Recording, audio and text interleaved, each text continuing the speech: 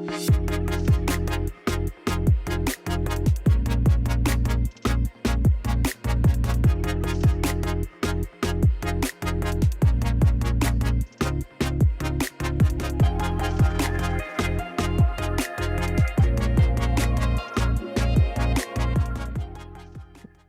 morning, everyone. I'm Jenny Durkin, former mayor of Seattle, and with me is... Good morning. I'm Sam, her sidekick. And we have special guest, I think, zooming in and right behind us. Eric Garcetti, how are you, sir? I'm great. It's so nice to be with you. I'm in the State Department, so nothing embodies more that former mayors are linked to international diplomacy than this office I'm in right now. That's terrific. Maybe I know that your time is limited because he had to fly to Washington, D.C. because once you get confirmed, suddenly your life is owned by the State Department. But Eric has had just a phenomenal career building so many relationships internationally. Eric, do you want to give just a few highlights and thoughts that you have about the importance of city diplomacy? Absolutely. And thank you and fight on. And it's great to be with USC, even virtually, something I look forward to doing, hopefully from India as often as the university would like, and to welcome you to Delhi and to India in the future. But absolutely, when I heard about this, and thank you, Jay, for the invitation, and Jenny Durkin and Sam Liccardo are two of my superhero friends, folks who helped me through some of the toughest moments as your mayor in Los Angeles and vice versa, who formed a network of folks that were tackling not just the emergencies like a pandemic, but really strategically recognizing we can't do local big things if we're not tied globally. And global goals are impossible if we don't have subnational, in particular city governments, all marching in the same direction. I always joke that, mayors are, good mayors kind of borrow and great mayors steal. So this den of thieves that steals great ideas around the world and figures out ways that some city is doing better with electric buses or more walkable cities. Or early on, I remember, I don't know if both of you were on that call, you may have been, I think Jenny was, when at the first week of the pandemic, we didn't even know what a Zoom call was. And we pulled about 50 of the mayors from the largest cities in the world together. And the mayor of Seoul told us what drive-through testing was. The mayor of Milan, when that was the peak area of where the coronavirus had hit, was telling us how to get our hospitals ready so that fewer people would die. The next day, we were implementing changes that really saved millions of lives, whereas national leaders took weeks, sometimes months, to arrive at the same places. And that was just a metaphor in a time of emergency. So when I became mayor, one of the things I wanted to do, having a background in international relations, was to really embed that inside our city hall. And Ambassador Nina Hachigian, who had served in the Obama administration, became the country's first deputy mayor for international relations. And something that I encourage all cities in America to have, even if it's a peripheral or secondary responsibility for somebody, it really is critical. We look at climate, we look at COVID, we look at gender equity. If we look at those goals that we have inside our cities to eliminate poverty and make people healthier, you can't do that only looking at your neighbors or even within your own country. So we embedded that with an office that helped us do things like win the Olympics, start organizations like the first gender network to look at gender equity in the world that we helped form with Tokyo and Freetown and London and Mexico City and a number of other cities, or whether it's just looking at resilience. I mean, look at the tornado that ripped through Los Angeles. Climate change is here, and finding resilience depends on us doing what national governments too often are not doing, meeting the goals of Paris Climate Accord. So that's a bunch to throw out. I can still stick around for a while, so I can stick around for about 10 more minutes. So I'd love to hear the two of you, but you have two amazing folks who I have to say, when I was looking for people who could do this internationally, I found a brother and a sister mayor who were doing this, whether through C40, the organization of the 100 roughly largest cities in the world, or whether it was looking at things like our COVID response. And I couldn't be more honored to hopefully take some of that work forward in my next job too. Back to you. Thank you, Eric. And everyone heard it. He invited you to come stay with him in India. There's international relations work. Sam, give us a little about your thoughts sitting in San Jose. What were the pressing issues that you faced, and how was cities able to respond in ways that national governments couldn't? You know, Jamie, before we spoke, we talked a little bit about catalyzing events. One catalyzing event, I think, for San Jose was Trump's decision to step back from the Paris Accord and the Paris Agreement. I think that certainly motivated C40 and hundreds of cities throughout the country to step up in some way to say, look, we're in. And we know the national government isn't going to be there, so we have to be there as local metros. And what that prompted wasn't just a response to the United States, but more importantly, partnership abroad. That is conversations city to city, metro to metro about what best practices were out there. The fact that, you know, Curitiba, Brazil could come up with a bus rapid transit system that could actually implement transit in less time with a lot less money, or how Paris could transform roadways into bikeways, very controversially, by the way, which I know we've all dealt with.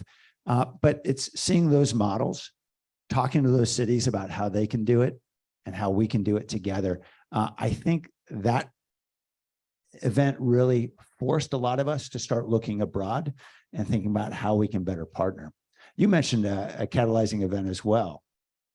Yeah, I think that, you know, we faced a number of them, but during the pandemic, right before the pandemic had hit, I was on the board of a thing called C40 Mayors, which if we get to slides, we'll look at it. And Eric ended up being the president of that organization. And it was mayors from all over the world tackling climate. As Sam said, when the US withdrew from Paris Accords, you saw the cities bind together to come together to see what can we do and build those synergies. And I look around this room and I see some of the cities internationally that are represented in the organizations. And we know that those connections are really what will build the future. Sam's teaching a class at Stanford called Mayors Will Save the World. I really believe that. Well, cities, but okay. Cities will save the world. And I think it's the people in this room and like that, because we really, national governments now, there is so much conflict. But cities know they have to solve problems and have real life solutions. And so those people to people connections are so critical. I'll give just one example on a thing. During the pandemic, as Eric referred to, the C40 mayors stood up a pandemic recovery, and we would arrange a conference call at least weekly. And just the time zones were difficult because it was mayor from Jakarta, South America, Africa, Europe, the US.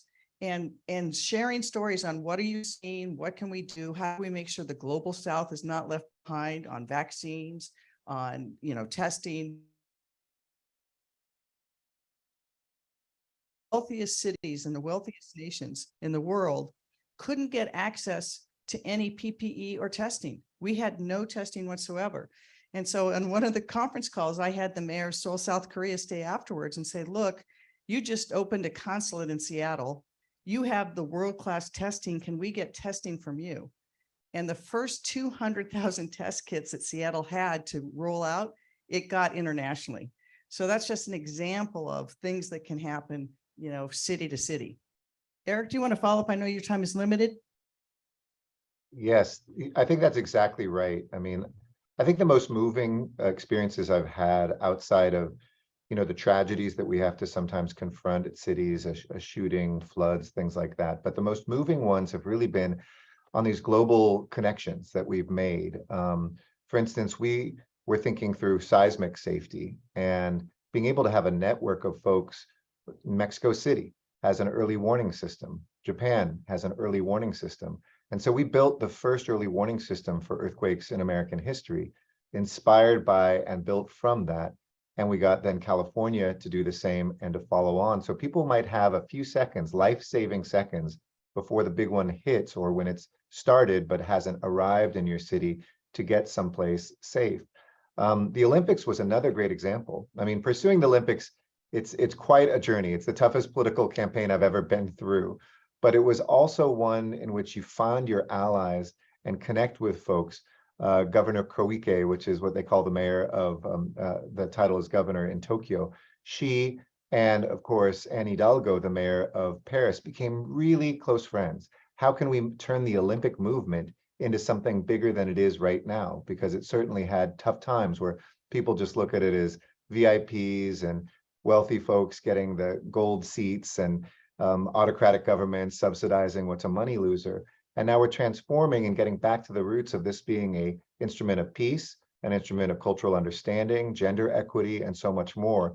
So I think that if you're a city and you think that international relations 1.0 was maybe a sister city relationship, maybe a trade mission now and again, and receiving notables who come through, you're missing what city diplomacy 2.0 has become, which is to have proactive, robust programs and a network that you build on specific things: climate, poverty, resilience, gender equity, across the board, to be able to make sure that when emergencies happen, as they always do in cities, that you will have a network to draw from. And I think it's great not only that President Biden asked me as a mayor and said, look, I believe that you can bring those skills to being an international diplomat, but Rahm Emanuel as well, who is representing us in Tokyo.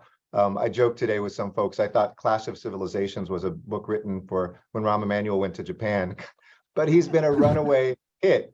You might think Rahm Emanuel, that you know, is a totally different personality than Japan. They love him in Japan because he knows that so much of diplomacy is about connecting with people. And he's riding the bullet trains and he's showing that off on his Instagram. And the Japanese really respect and like him, allowing him to be able to deliver more. But he also keeps that mayor's eye, he told me, as I will. One of the initiatives I would like to do in India is to have a cities initiative between US and Indian cities, because India is on the brink of becoming a majority urban population after being rural majority for its entire history. What can we do to share those same things on sanitation, on pollution? Los Angeles had the worst air in the world at one point. Now Delhi does. So what lessons can we share to help clean up the air and improve the lives for Indians, and vice versa? I'm sure there's something they're going to teach us that they do better there that we can import to LA and to other American cities too. So I think that's exactly right, Jenny, that those moments where you're able to have that network of folks. If you're a mayor without that network, you're not going to govern your people as well, and you're not going to find the solutions as quickly. Yeah, it's well said, Eric. You know, I know we think a lot about, you know, mayors trying to grab this global stage, but that's not really what it's about. I think, you know, as Tip O'Neill said, politics is local. Well, diplomacy is local too. And we all represent very international cities. 40% of the adults in San Jose were born in a foreign country. I'm sure it's similar in Seattle and LA. And so often these relationships are born from the needs of your own residents. In San Jose, we have about 90,000 undocumented residents, overwhelmingly from Mexico and Central America. So the relationships with consulates and the relationship across the border becomes very important, particularly when you have a national government that is not receptive to those relationships. Did you, either Eric or Jenny, did you have that experience as well, deal with immigration issues? Absolutely. You know, Seattle has not just the Canadian border, but is a draw for immigrants from across the world. And our raise in the population that comes from other countries is significant. And obviously it was painted very starkly for us when Trump first came in and started with his Muslim ban, and then, you know, separating children.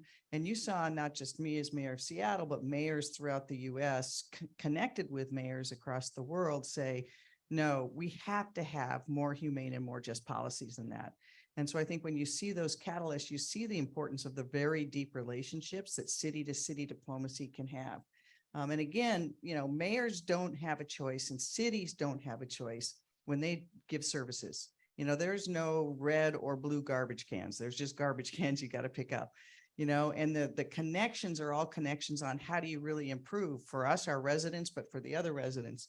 And by having those connections, you would see a remarkable person who had a very hostile national government, but who could draw resources from other mayors across the world. And I'm gonna have to leave in about 1 minute, but I just want to say in Los Angeles, we do have blue garbage cans. That's for all our recycling, but you know, that's just a technicality. Ours are green. One last note, just before I have to go to a briefing.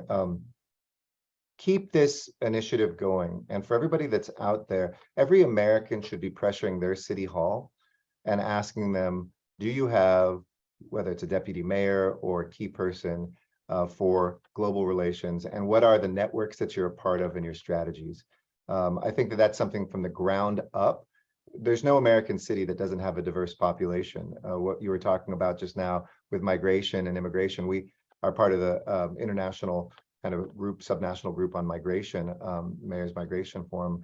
And that has been a critical link to humanize what is happening, but also to help us have best practices when those emergency moments, when a lot of unaccompanied minors or other asylum seekers show up, even in the toughest moments with our national government. So my plea to everybody is, even if you aren't lucky enough to live in San Jose, Seattle, or LA, pressure that to move forward, and we can change the world together.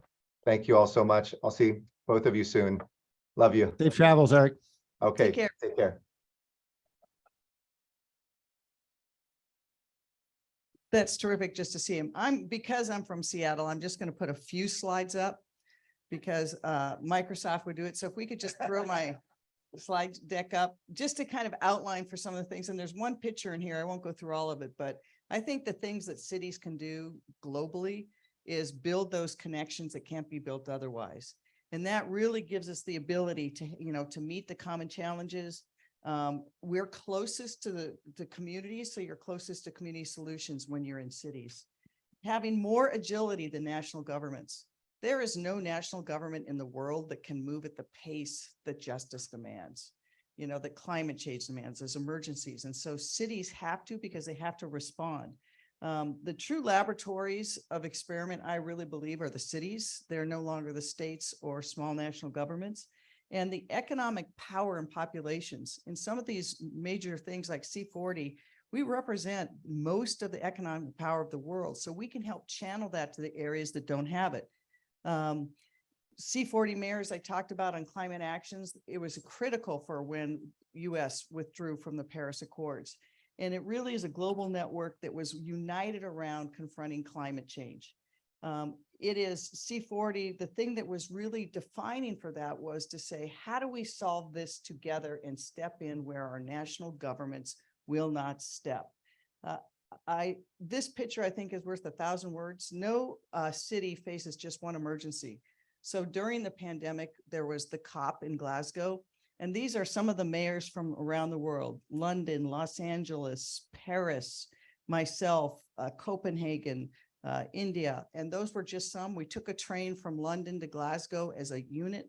We worked together, we had proposals, and we were able to build a number of programs that far exceeded some of the programs that the nation states had proposed. And I think I have to call one person out, and then I'm going to turn over to Sam. Stacy Jelnick, who is here from the city of Seattle. Nothing I ever did internationally would have happened if it weren't for her and her people that she worked with. She's just remarkable. And the beauty about our governments is mayors come and go, but the people within the cities or who are working in the nonprofit organizations, they provide the continuity in the fabric. So we can't forget that the city diplomacy really depends on that. Sam, what are some of the things that you saw when you were doing your work? Because you had so many issues that were international in scope. Yeah, it really well said, Jane. And C40 has been a leading organization and a great one. Interestingly, there are a lot of networks now that are emerging. ICLEI is one I know on climate. I wish I could tell you what the acronym stands for, but I think it's in French. And since I'm American, I'm incapable of doing that. Bloomberg is really been helping to bring, the philanthropies group has been bringing a lot of cities together globally to tackle these challenges. So we're seeing a growing awareness of cities and metros need to work together, because the truth is Los Angeles may have more in common with Paris than Pasadena when we're thinking about how transit is going to work and other issues. So really what I've found is across a host of challenges, there are 5 Ps to partnership that we've really explored with different regions, metros, cities throughout the world. And I'm going to resort, because I'm aging, to this. 5 Ps includes pushing, that is, we're pushing together on a national government, such as on climate policy. Pilfering, I think Eric made reference to that. Good mayors borrow, great mayors steal. We all love to steal each other's great ideas. Pursuing pesos. So we had a partnership, for example, with the Saclay metro region outside of Paris around open space preservation. And we're working together to secure dollars for foundations to preserve open space and working lands. Peer pressure, a really important thing, because mayors love to compete, and we always think about what other cities are doing and how we can do better. And that's important. That competition is good. And then, of course, piloting. We are all involved in trying and innovating because really, as Jenny said so well, cities are much more nimble. We're much more innovative. We don't have the same partisanship that national governments do, although we have our own fights, certainly, but we're able to take more risks, and we're expected to take risks because in many ways we have to. We don't have the resources, so we often have to innovate. And really, it's those opportunities to be able to steal the good ideas, to innovate together, to really challenge one another to do better. That's what makes great partnerships. I think that's great. I think the other thing that I learned is you would talk to mayors from around the world, and the scope of their challenges really put many American mayors to shame. And so being able to have some humility and understand that America doesn't have the answers, but it might have help in some of those solutions. You find that in a way in connections that I think is the only way to do it. I know, Jay, we wanted to leave some time for people to ask questions. Is this about time to do it? All right. Any questions let's ask Eric the hardest questions. Oh, he left. Questions for either Mayor Liccardo or myself? If not, I'll throw out one for folks to chew on. Unless someone's got a hand, I don't want to. Okay. So we had a pretty interesting controversy emerge in San Jose and a few other cities that had sister city relationships with Russia, Russian cities, specifically in San Jose is with the city of Ekaterinburg, which I learned actually was a source of munitions for the Russian military. Obviously, all of us made very strong pronouncements against the barbarism and the horrible invasion of Ukraine that the Russian military engineered. But those are sister city relationships that are forged not by governments, not by national governments, but by residents, by citizens. A lot of cities took different positions on this. I got some heat on it about whether or not to sever a relationship. Now, at the time, Ekaterinburg was actually, at the time this came up, was involved in many of its citizens were involved in public protests against the Russian government. And the question is, should cities be stepping in and saying, we're going to stop the citizen-to-citizen diplomacy, this conversation that's happening between citizens, because we want to take a position about what the Russian national government is doing. I would be interested in anyone's viewpoint on this, because I think we think about diplomacy. This is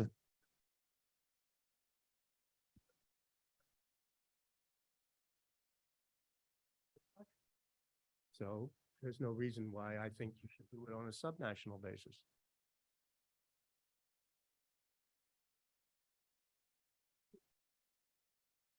I think the opposite is true, and that is opening a channel for conversation between citizens there who are basically left to their own devices, right? And citizens here.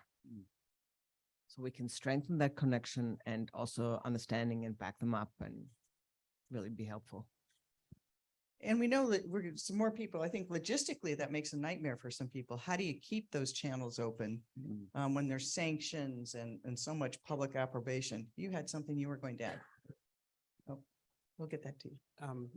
Universities face this same issue, and sort of at the beginning of the war, Zelensky met with representatives of the AAU, and one of the questions that he was asked was about how universities have students from around the world, and we of course were looking after our Ukrainian students, and how did he think we should work with Russian students?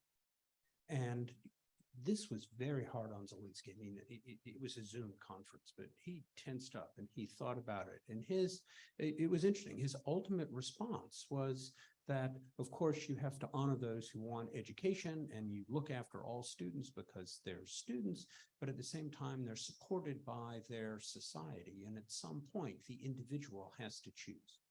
It was a nuanced response, and it's sort of the same thing that the citizens who are doing the citizen-to-citizen diplomacy would have to choose, or those in Russia, ultimately, they have to choose. And that was his point. It was an interesting sort of comment. That is interesting. Zelensky was actually quite a bit more critical of San Jose when we decided to maintain the relationship, and he called on all cities to halt the relationships. We did not, but I appreciate the perspective. Hi, Terrence Graham. I'm at the USC Mann School of Pharmacy, Pharmaceutical Science, but my career has been as an international educator involved in academic exchanges, primarily with the former Soviet Union in my previous role in Washington, D.C. And those academic exchanges date back to 1974. I mean, so we've been keeping that channel, that citizen-to-citizen channel open, even with an hostile relationship like during the Cold War. And so I think if there's hope for some sort of societal change, whether it's evolutionary or revolutionary, that we want to be a part of that dialogue, and we want to have those connections with the people in the cities that are looking to make changes. And to shut that off, I think really puts them into an even more dangerous position. And I'll add that prior to living in moving to Los Angeles, I lived in Long Beach, California, just down the road, and was part of the group that tried to revive our sister city with Sochi, Russia, and met a lot of resistance. This was back in 2015, so long before the Ukraine, well, this current phase of the Ukraine war, I should say. But the resistance there with Mayor Garcia, as you know, was the anti-LGBT policies and practices of the Russian government. And there was serious concern raised there. And that was something we really had to talk through and address with the city, and why we felt those the city-city connections could help be an engine of change rather than some sort of endorsement of policies that we are opposed to. You know, I agree with you. And I also, the issues are thorny. But if you look at the kind of course of history, if we're very intentional and open about why we still have those exchanges and the students understand why they're still welcome here, you never know what that student will do when they return to their home country and what difference that will make in 5, 10, 20 years. I mean, if you look in the Middle East, for example, both the King of Morocco and the King of Jordan were educated in the US, lived in the US. And I think it has definitely informed their worldviews. They're also obviously in the UK. And so I think proving that this open societies mean something and honoring that while also being very open about the opposition to the war and barbarism, as Sam said, I think itself is important for international discourse. Yeah, absolutely. And, you know, the truth is the most challenging conversations are often within our own local communities. Certainly, I took plenty of heat for deciding to continue. We have similar challenges, wouldn't say too similar, but in San Jose, we have the largest ethnically Vietnamese community outside the nation of Vietnam. And there are many residents in my communities that have lost loved ones in a war with communist Vietnam. And the notion of any communication at all with that national government is abhorred. So oftentimes we think about diplomacy and the difficult conversations are abroad. In fact, the toughest conversations are often within our own communities. I think that's right. And how you recognize them, you know, Seattle also has, for example, very large Somali population and a real large Ethiopian and Eritrean. There's been extreme discourse and conflict within those communities. You have to recognize that within a city and address it and understand it. And I think that we will see that playing out more and more in the United States as we become, you know, changed through immigration. And I think that, you know, I look around this room and rooms like this, and I'm like, this is our hope. You know, this is where we have to have that city to city diplomacy on an ongoing basis that is cognizant of where conflict is, but has a way through it. Hey, Jenny, I know that it's often a challenge to persuade local communities that these efforts are worth it. Our residents want us to fix potholes, keep crime off the streets, address homelessness. So what are some concrete ways, and I'll put you on the spot for a moment, but I really open this up to the room, concrete ways in which these relationships have demonstrated benefit that is very local? Is there something that comes to mind?